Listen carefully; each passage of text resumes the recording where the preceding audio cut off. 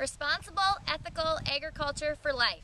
I'm a real farmer, and my name is Nancy Faber, and I would like to introduce you to follow my family and my farm this week.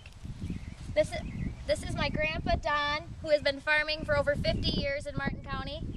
My uncle Dennis Faber, Dan Faber, my father David, and my younger sister Mary.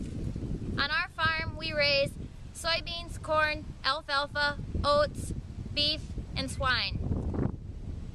This week, I invite you to follow us on Facebook and Twitter on the Minnesota Soybean page. This video is brought to you by the Minnesota Soybean Research and Promotion Council.